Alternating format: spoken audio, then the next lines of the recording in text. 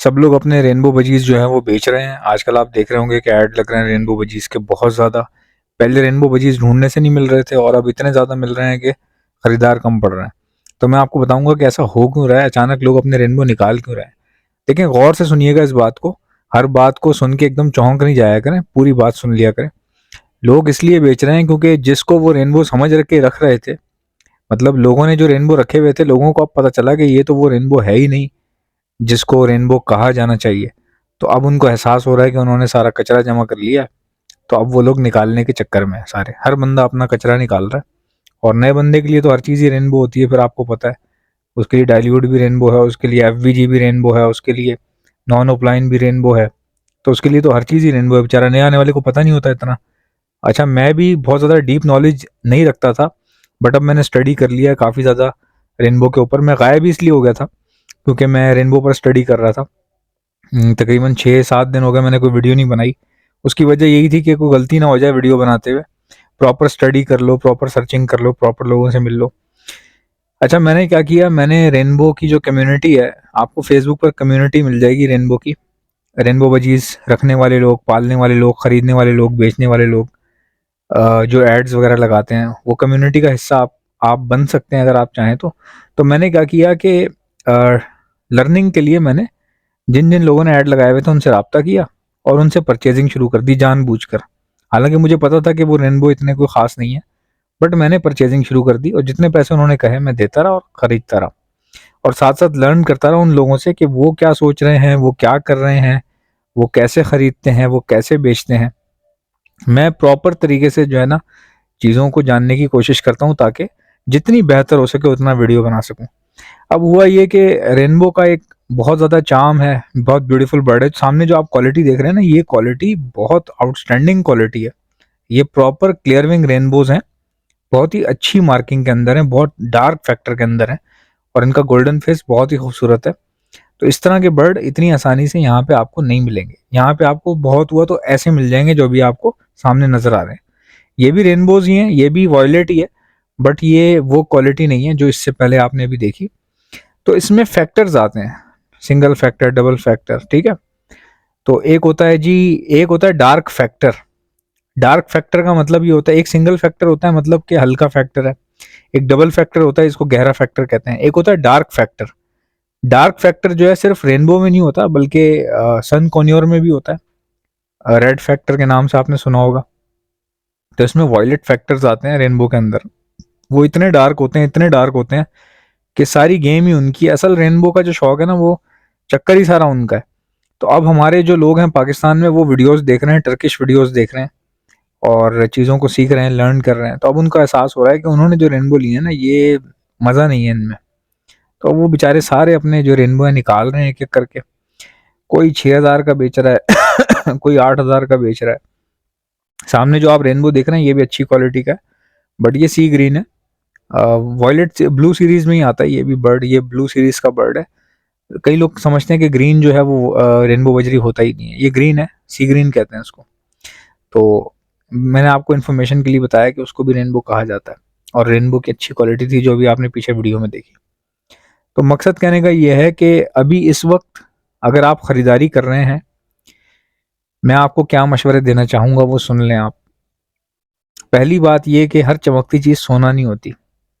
Rainbow का इतना sensitive game है, इतना सेंसिटिव गेम है कि जिन लोगों से मैंने वॉयलेट अच्छी क्वालिटी के लिए हैं, उनके पास मैंने जाकर देखा तो पता चला कि उनके पास जो वॉयलेट डबल फैक्टर के बच्चे निकल रहे हैं, वो एक पीस डाइल्यूट लगा और एक पीस ग्रे का लगा हुआ उसमें से आ रहे हैं, ठीक है। कई लोग ऐसे थे, मेरा एक दोस्त है वो मेरे ख्याल से ईस्ट में रहता है, वेस्ट में रहता है, कराची वेस्ट। तो मुझसे गलती हो सकती है बताते हुए, ईस्ट वेस्ट जो है ना, ईस्ट, मैं ईस्ट जोन में रहता हूँ, वो वेस्ट में होगा आई गेस, थोड़ा बहुत आगे पीछे हो सकता है बताते हुए।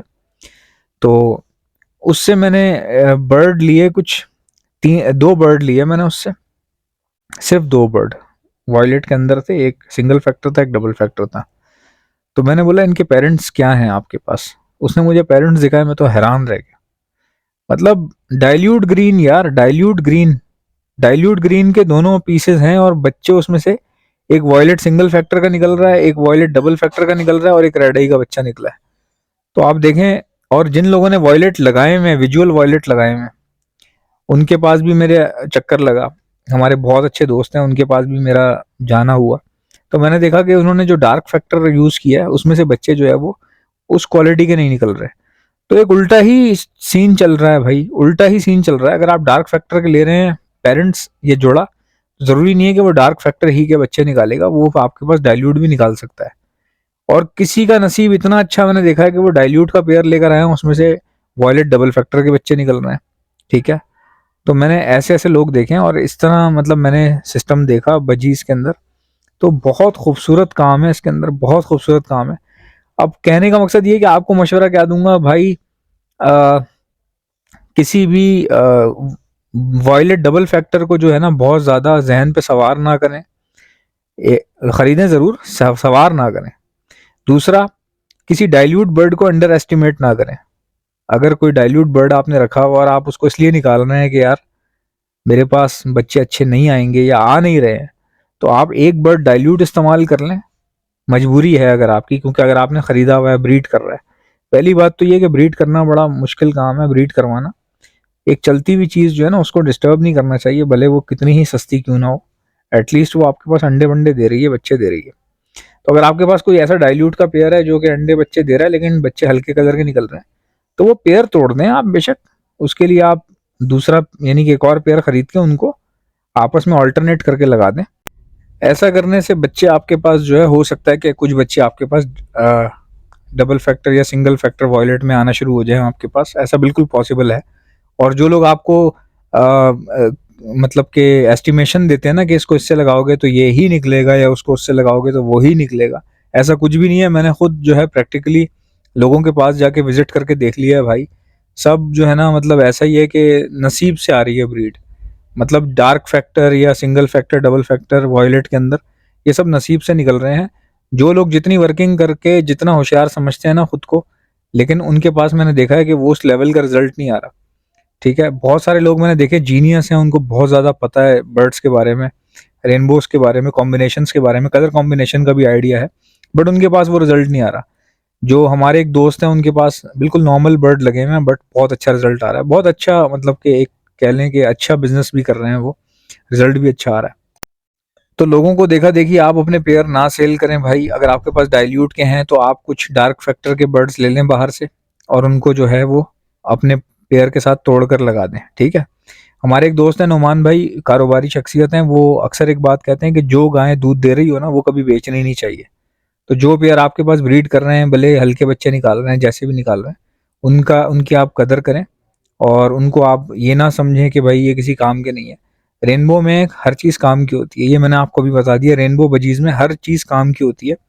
ये जो आप टर्किश बर्ड्स देखते हैं ना जिनके पास वॉयलेट ही वॉयलेट होते हैं, कैसे वॉयलेट ही वॉयलेट आ रहे हैं भाई? वो हल्का बर्ड हटा देते हैं उसमें से।